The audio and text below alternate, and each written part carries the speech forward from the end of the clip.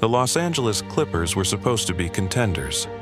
Kawhi Leonard, Paul George, James Harden, Russell Westbrook, just to name a few superstars that they brought in recently. On paper, it looked like a super team, unstoppable, deep, and experienced. But in reality, it's a mess. Injuries, inconsistency, questionable coaching decisions, and a front office that seems allergic to long-term planning have all made one thing clear. The Clippers have absolutely no idea what they're doing. This isn't just about one bad season. It's about years of mismanagement finally catching up to them. Fans are fed up, the locker room feels shaky, and even rival executives are quietly saying what we're all thinking. It might be time to blow it up. In this video, we're going to break down exactly where the Clippers went wrong, the key decisions that sealed their fate, and why it truly might be over for this franchise as we know it. The Los Angeles Clippers made one of the boldest moves in NBA history, and somehow it backfired spectacularly. Let's rewind to the summer of 2019. Kawhi Leonard had just led the Toronto Raptors to their first championship, and he wanted to come home to LA. But there was a catch. He wouldn't sign with the Clippers unless they brought in another star. Enter Paul George. The Clippers thought they were building a dynasty. Two elite two-way wings. A modern NBA super team. They gave up a historic haul to get him. Shai Gilgeous-Alexander, Danilo Gallinari, and 5 first-round picks. They mortgaged their entire future for a player who had never made it past the conference finals. And what happened? Paul George turned into Pandemic P. Kawhi got hurt. Chemistry issues, coaching changes, injuries, year after year of playoff disappointment. What was supposed to be a championship core has become a cautionary tale. So, where are we now? It's 2025. The Clippers are in limbo. Their future, mortgaged, their flexibility, gone. They built their house on a cracked foundation. Shai Gilgeous-Alexander just won the MVP in Oklahoma City. The Thunder? Stacked with draft picks and could potentially win the NBA titles this year. The Clippers? They've got a new arena and no identity. Even worse, their supposed Big Two could both walk in free agency. Paul George is aging and has never truly been the franchise leader they hoped he'd be. So they got rid of him, which renders their move useless. The Clippers went all in and busted. So, what should the Clippers have done? The smart move? Patience. They had Shai Gilgeous-Alexander, a young, talented, already flashing star potential. They had cap space, assets, and a chance to build organically.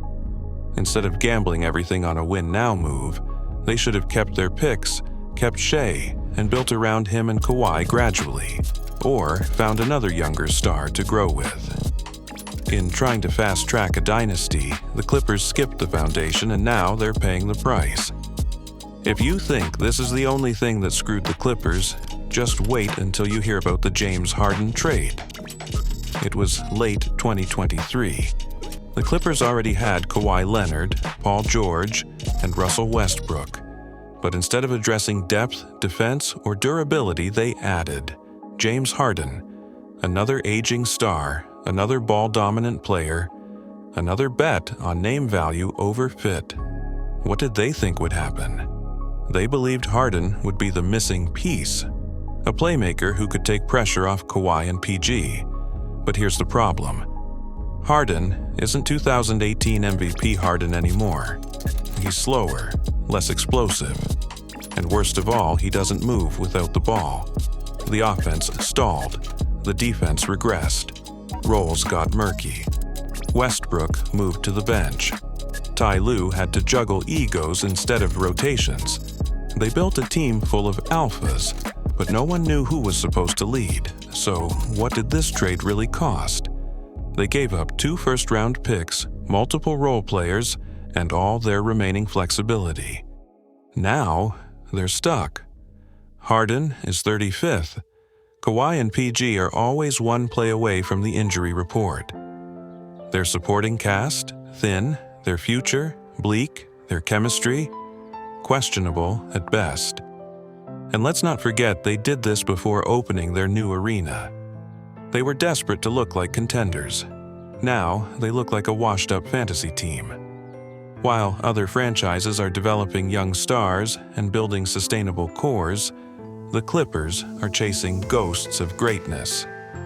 Here's what they should have done. Nothing, seriously. Keep the role players, keep the picks. Let Westbrook run the point. Focus on depth, shooting, and lineup continuity. Or, better yet, use those assets to grab a 3-and-D wing or a backup big. Not another ball-dominant guard who disappears in the playoffs. By chasing Harden's name instead of team balance, the Clippers sabotage their own window. Now, before I get into the next tip, which really shows how screwed the Clippers really are, subscribe if you love the NBA. Events with architecture, you build it with banners. And guess what? The Clippers still have 0 championships. While Steve Ballmer was hyping up $10 billion toilets and LED scoreboards, the team on the floor was falling apart. Kawhi Leonard and James Harden, aging and unreliable, and the future, completely mortgaged. No draft picks, no young core, no direction. Here's the scariest part. What if this doesn't work? The Clippers are betting everything on the idea that a new home will finally make them matter. But LA isn't begging for a second team. And unless you're winning, fans aren't showing up. Especially not at premium prices in Inglewood. This isn't a move for basketball success. It's a move for optics, for revenue, for headlines. But if the team keeps losing, even the nicest arena becomes the world's most expensive echo chamber. The Clippers thought a new arena would solve their problems. But here's the harsh truth. A shiny new dome can't hide a broken foundation.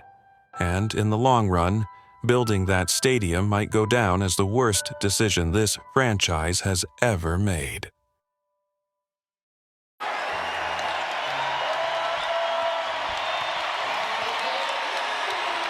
Quite a different story from a year ago.